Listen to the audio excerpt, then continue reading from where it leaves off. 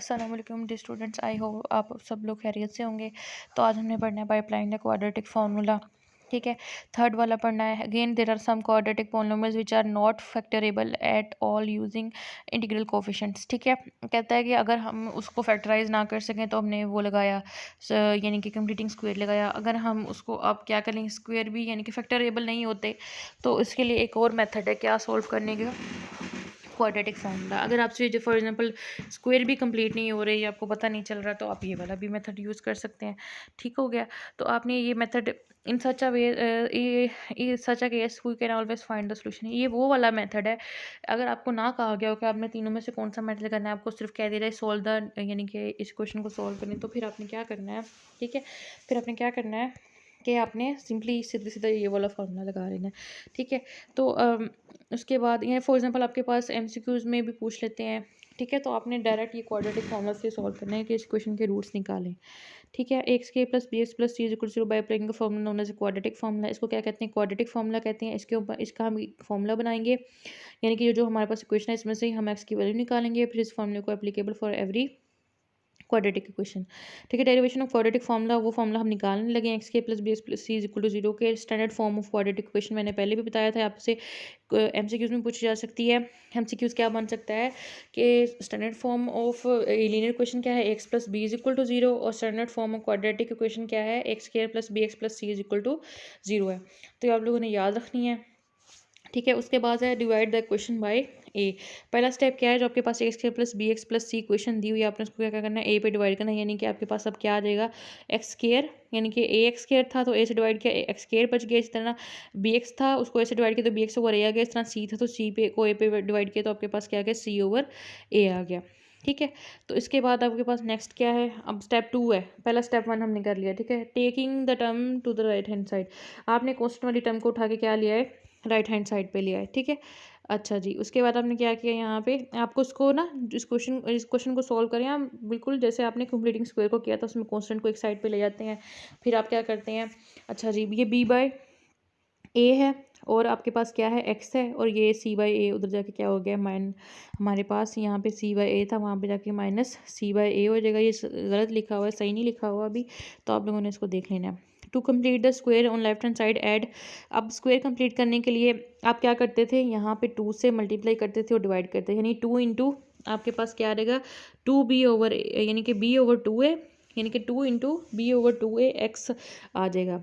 ठीक है, तो उसी तरह आपने जैसे पहले करते थे ना वैसे ही करना है, यानी कि आपके पास बी ओवर 2a क्या बनेगा, यानी कि जैसे इन्होंने यहाँ पे बी स्क्वायर ओवर 4 स्क्वायर किया है ना, तो वो कैसे आया है, जैसे हम पहले करते थे 2b ओवर 2a आ जाएगा। ठीक है, तो 2 आपने वो साइड पे रख लिया, आपके फॉर्मूले का था। ठीक है, और b ओवर 2a आपके पास क्या आया, आपका सी आया, यानी कि जो आपने अब जिसका स्क्वायर ऐड करना है दोनों साइडों पे।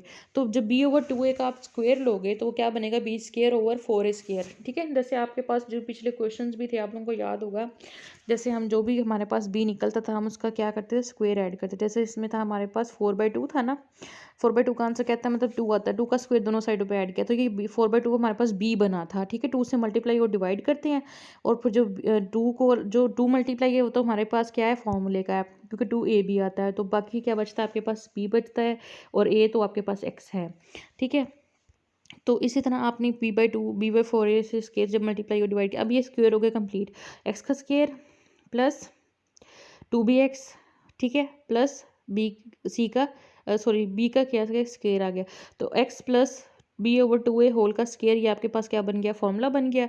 और वहाँ पे आपने एलसीएम ले लिया, तो बी स्क्वायर माइनस ये 4a स्क्वायर है, तो आपके पास 4a स्क्वायर आ रहा है। तो जब एलसीएम लेंगे तो आपको पता है यहाँ पे इस a को जो एलसीएम आपके पास आया है, यानी कि आप क्या करते हो, जो ये वाला नंबर है जो पीछे वाला है, इसको 4a स्क्वायर को इस a पे डिवाइड करोगे।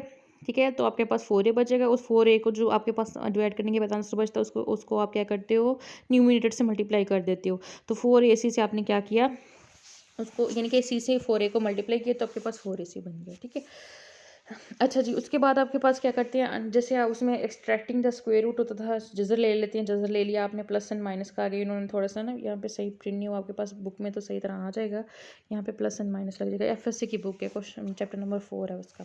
ठीक है, तो आप किसी अपनी फेलो को भी कह सकते हैं कि जिनके पास एफएससी की बुक हो वो आपको तस्वीर बना के भेज दें। ठीक है, तो प्लस एंड माइनस आ गया। ठीक है। इसी तरह आपने क्या किया, वहाँ से आप इसकी सीधी तस्वीर मंगवा लें, जो एंड पे आपके पास आता है ना, ये b/2a उधर जाके क्या हो जाएगा, माइनस हो जाएगा, यहाँ पे प्लस हो रहा है, तो माइनस b/2a, उधर भी 2a था, दोनों का एलसीएम सेम कर लिया हमने। जैसे दोनों जो हमारे पास रकमें हैं, जैसे फ्रैक्शंस होती हैं, दोनों के बटे में हमारे पास 2 आ रहा हो तो हम इकट्ठा कर सकते हैं उनको, ठीक है। तो इन्होंने इकट्ठा कर दिया, ये हमारे पास फॉर्मूला बन गया। अब फॉर्मूला क्या बना है, आप उसको गौर से देखें। x is equal to minus b plus and minus b का स्केयर माइनस 4ac/2a, ठीक है। तो ये आपके पास क्या निकल आया, क्वाड्रेटिक फार्मूला निकल आया। अब क्या करना है आपने, ये क्वाड्रेटिक फार्मूला है, इसको आपने ब्रीफली याद कर लेना है। इसलिए जैसे मैंने आप लोगों को पहले क्वाड्रेटिक इक्वेशंस के बारे में पढ़ाया था, उसमें से ए बी सी करना सिखाया था।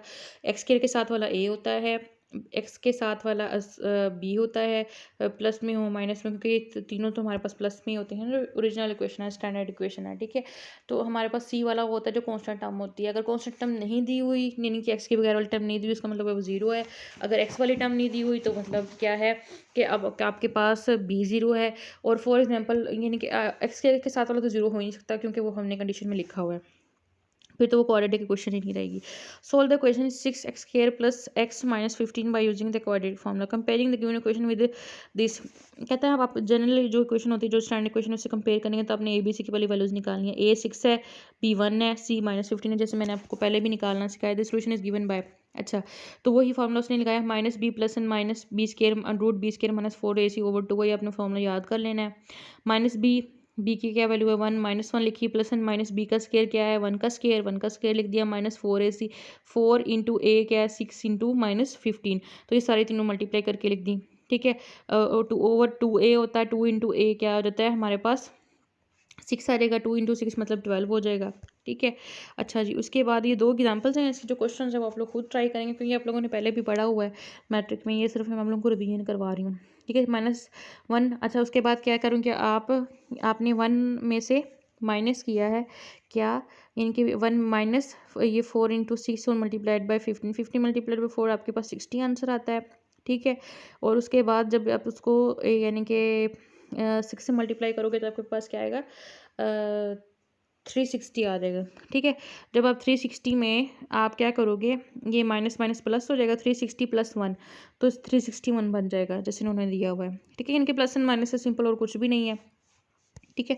ये तीनों नंबर्स क्या हो रहे थे, मल्टीप्लाई हो रहे थे, माइनस माइनस प्लस हो जाएगा, उसको सॉल्व कर लिया। अच्छा, -1 प्लस एंड माइनस 19/12, अब आप लोगों को पता चलेगा जब आप लोगों ने प्लस एंड माइनस से सॉल्व किया था, आप एक दफ़ा इसको प्लस का करके लिखोगे, एक दफ़ा माइनस, जैसे आप एब्सोल्यूट वैल्यू में करते थे, ठीक है। -1 प्लस 19/12 और -1 माइनस 19/12, एक दफ़ा प्लस के साथ और एक दफ़ा माइनस के साथ, ठीक है। इसका मतलब है कि प्लस भी है, ये माइनस भी है, और में आ रहा है, ठीक है, जैसे एब्सोल्यूट वैल्यू में होता था प्लस और माइनस, ठीक है।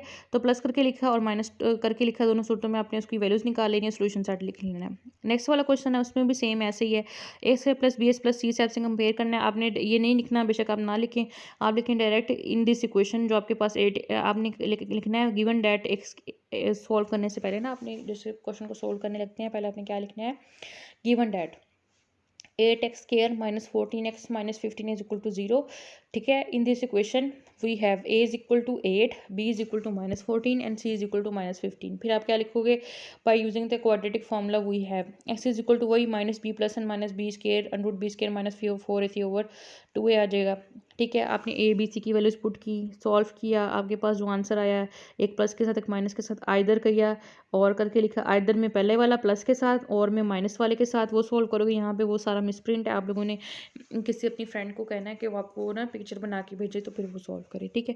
तो नेक्स्ट फिर उसके बाद सोल्यूशन सेट आपने लिखना है। इसके जो क्वेश्चन है बिल्कुल इसी तरह सिंपल क्वाड्रेटिक फॉर्मूला है, मल्टीप्लिकेशन एडिशन है, और कुछ भी नहीं है इसके अंदर, ठीक है। तो आप लोगों ने सॉल्व करना है, सॉल्व करके सारे क्वेश्चन मुझे सेंड करने हैं, फिर मैं देखूँगी।